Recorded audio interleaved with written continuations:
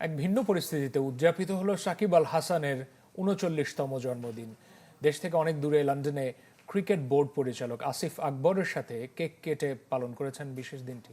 মাশরাফি মুশফিক সহ অনেক সাবেক আর বর্তমান ক্রিকেটাররা শুভেচ্ছা জানিয়েছেন সাকিবকে। দেশে ফিরে এই অলরাউন্ডারের জাতীয় দলে খেলার আলোচনা চলছে। ঢালাইয়ের সেরা প্রিমিয়ার সিমেন্ট।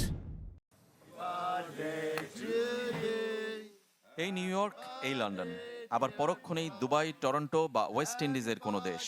দেশে দেশে ঘুরে ঘুরে কাটছে সাকিব আল হাসানের জীবন। কখনো ক্রিকেটের প্রয়োজনে, কখনো ব্যক্তিগত ছুটি বা ঘুরে বেড়ানোই উদ্দেশ্য।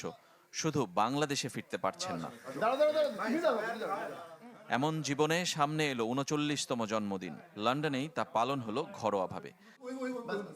কাকতালীয়ভাবে সেই আয়োজনে সঙ্গী হলেন আসিফ আকবর, ক্রিকেট বোর্ডের বর্তমান পরিচালক। একসময় সমালোচনা করলেও সাকিবকে আবারও জাতীয় দলে ফেরানোর চেষ্টার নেপথ্য কারিগরদের একজন তিনি। কেক কেটে মধ্যরাতে উদযাপিত হলো দেশসেরা ক্রিকেটারের জন্মদিন। তাকে নবাব সম্বোধন করেছেন আসিফ। ১৯৮৭ সালের ২৪ মার্চ মাগুরায় জন্ম নেয়া সাকিব মাত্র ১৯ বছর বয়সে আন্তর্জাতিক ক্রিকেটে পা রাখেন। ২০০৬ থেকে ২৪ দেড় যুগে বিশ্বের প্রথম ক্রিকেটার হিসেবে ৩ ফরম্যাটে সেরা অলরাউন্ডার হয়েছিলেন।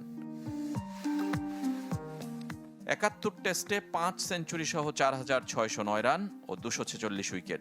ওয়ানডেতে ২৪৭ ম্যাচে ৯ সেঞ্চুরি সহ ৭,৫৭০ রান ও ৩১৭ উইকেট। টি-টোয়েন্টিতে ২৫০০ রান ও ১২৯ উইকেট বলছে কেন তিনি সেরাদের সেরা। জন্মদিনে সাকিবকে শুভেচ্ছা জানিয়েছেন মাশরাফি মুশফিক। নড়াইল এক্সপ্রেস লিখেছেন, যদি বিষয় হয় ক্রিকেট তাহলে সেখানে তুই সেরাদের সেরা। আর মুশফিক চান দেশের মাটিতে সাকিবের শেষ ম্যাচ। সেটা হতে পারে আসছে নিউজিল্যান্ড সিরিজেই। মামলার জট আর সরকারের সবুজ সংকেত নিয়ে সাকিব যদি দ্রুতই ফিরে আসেন মাতৃভূমিতে, অবাক হওয়ার কিছুই থাকবে না। রেজওয়ানুজ্জামান, চ্যানেল 24।